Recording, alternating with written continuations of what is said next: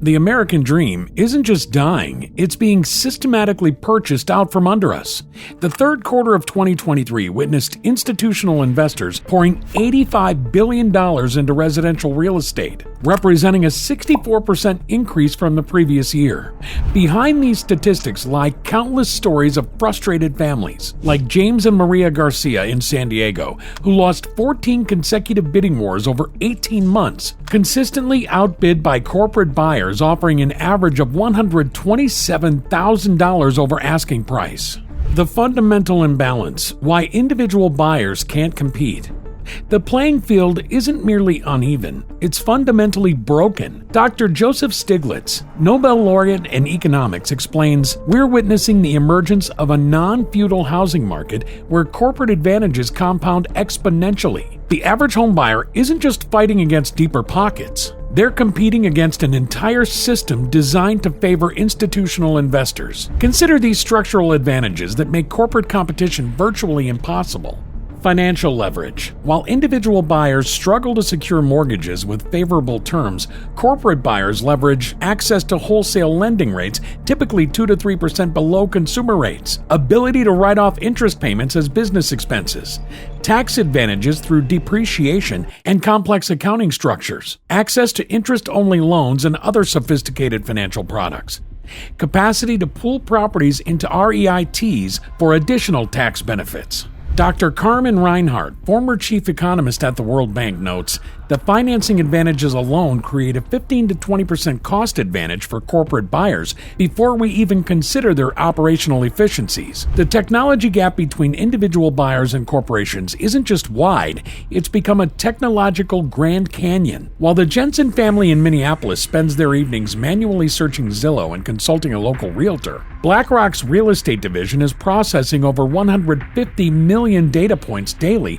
across 250 markets, using advanced AI systems that cost hundreds of millions to develop.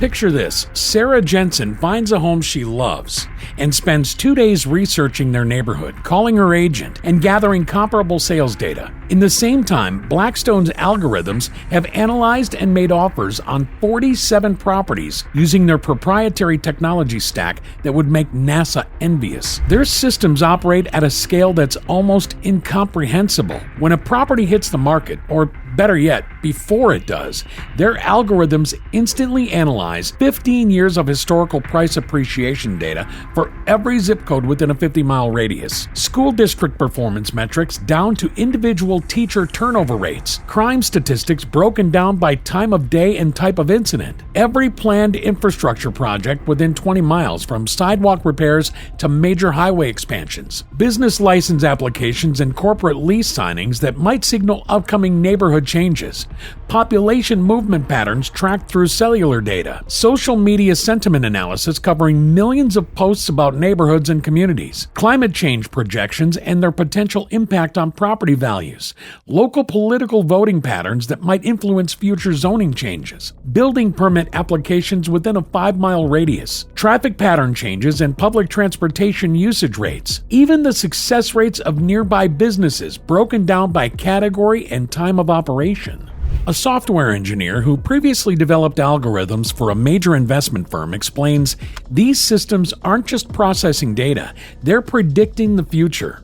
When a corporation evaluates a property, they're simultaneously running thousands of simulations predicting potential returns over the next 30 years. They know which streets are likely to see property value increases before the first trendy coffee shop even signs a lease. While a typical buyer might spend weeks gathering information and making a decision, corporate systems can evaluate 100,000 properties simultaneously, generate precise offers within 3 minutes of a listing going live, predict market changes 18 to 24 months in advance, calculate optimal offer prices down to the dollar, automatically generate and submit offers 24/7, track every sale, price change, and market movement in real time, and identify properties likely to list before they hit the market.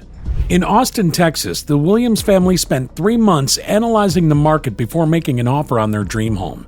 Their carefully researched bid was $25,000 over asking price. Within 4 minutes of submitting their offer, a corporate buyer had already outbid them by $42,000. an amount their algorithm had calculated as the optimal price point for their 15-year investment horizon. Does this even seem fair? These corporate systems leverage machine learning algorithms trained on decades of real estate data, satellite imagery analysis to track neighborhood development, natural language processing to analyze millions of local news articles and social media posts, economic forecasting models that factor in global market trends, predictive analytics that can spot emerging neighborhood trends years in advance, integration with multiple data sources updating in real time, automated valuation models that consider thousands of variables simultaneously. The result? While individual buyers rely on gut feelings and limited market research, corporations know which blocks will see the highest appreciation in the next decade, where new businesses are likely to open, which school districts will improve or decline, what infrastructure projects will impact property values, which neighborhoods are on the cusp of gentrification, even how climate change might affect property values in 30 years. Urban planning expert Dr. Thompson adds a sobering perspective. It's like bringing a calculator to a quantum computing competition. Individual buyers are making educated guesses based on dozens of data points, while corporations are making precision decisions based on millions. The technology gap has effectively created two entirely different housing markets, one for corporations with advanced AI systems, and another for everyone else. The evolution of corporate ownership. The transformation of America's housing market tells a story of rapid corporate consolidation. In 2010, institutional investors held less than 1% of single-family homes nationwide. By 2020, that figure had climbed to 2.3%. Today's national average of 5.4% masks the stark reality in major metropolitan areas. Atlanta leads with corporate ownership reaching 42.8% in 2023, dominated by firms like Invitation Homes with over 55,000 properties in the metro area alone. Charlotte follows at 32.1%, while Phoenix has hit 29.4%. Even traditionally stable markets like Minneapolis-St. Paul have seen corporate ownership double from 8 to 16% in just 18 months. The compounding advantage, why the gap keeps widening. Dr. Thomas Piketty, economist and author of Capital in the 21st Century, explains the acceleration. Corporate advantages in the housing market compound over time. Each successful acquisition provides data that makes the next purchase more efficient, while simultaneously reducing available inventory for individual buyers. This compounding effect manifests in several ways. Economies of scale. Corporate buyers benefit from bulk purchasing agreements, reducing maintenance costs by 30 to 40%. In-house property management teams reducing operational costs. Standardized renovation processes cutting improvement costs by 25%. Volume discounts on insurance and other services. Automated property management systems reducing overhead. Market manipulation capabilities. Large-scale ownership allows corporations to control rental rates in entire neighborhoods. Time market listings to maximize returns. Create artificial scarcity by controlling inventory. Influence local property values through strategic improvements, and coordinate pricing strategies across multiple properties. Please take 2 seconds to help me out and hit the like and subscribe if you find this video interesting so far. Each like and subscribe helps support this channel and keeps us motivated to keep making you great content. Thank you. Now, back to what I was saying. Let's discuss the construction crisis, the supply side challenge. The housing shortage is further exacerbated by unprecedented challenges in the construction industry. Market-specific data reveals a troubling pattern. Austin, despite experiencing 6.7% population growth in 2023, saw new housing starts plummet by 22% due to labor shortages and material costs. The average construction time for a single-family home has nearly doubled, stretching from 5.5 months in 2019 to 9.2 months today. Material costs have skyrocketed, with lumber prices in the Southeast surging 312% since 2020, while concrete costs in the Southwest have jumped 89%. Carlos Hernandez, president of Southwest Builders Association, provides crucial context. The economics of home building have fundamentally shifted. In 2019, constructing a 2,000 square foot home cost approximately $89 per square foot. Today, we're looking at minimum costs of $167 per square foot. But the real challenge isn't just cost, it's that corporate buyers are now pre-purchasing entire developments before groundbreaking. How can the average Joe compete with this? Understanding this technological divide is the first step in fighting back. The impact on local communities is devastating. Take Riverside County, California, where corporate ownership increased from 19 to 37% between 2020 and 2023. Local resident surveys show 68% report declining neighborhood engagement. 73% don't know their neighbors' names. 82% report faster resident turnover. And 91% have seen average rents increase by over 40% in 3 years. Dr. Chen from Stanford's Housing Economics Department explains, we're seeing a fundamental shift in housing economics.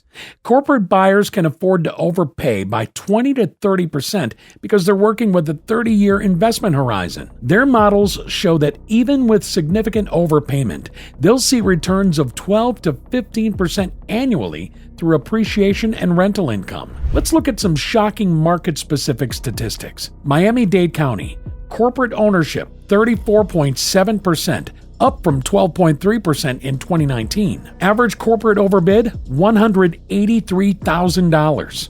Rental increases in corporate-owned properties, 32% over 24 months. And time on market for corporate purchases, 3.2 days. Dallas-Fort Worth Metroplex, corporate ownership 27.9%, doubled since 2020. New construction pre-purchased by corporations, 41%.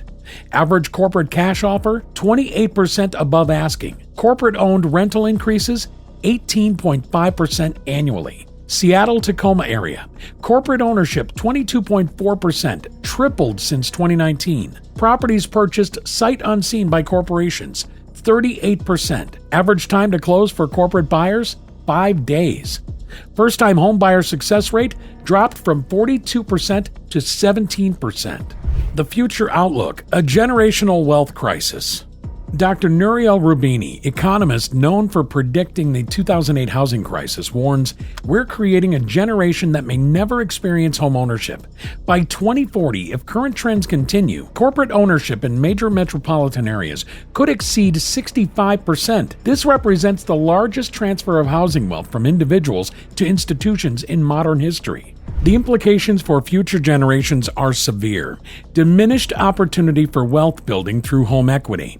Increased housing cost burden as corporations optimize for profit. Reduced community stability and social mobility. Growing wealth inequality as housing appreciation benefits concentrate. Limited housing choice as corporate owners standardize offerings. Fighting back, solutions and strategies.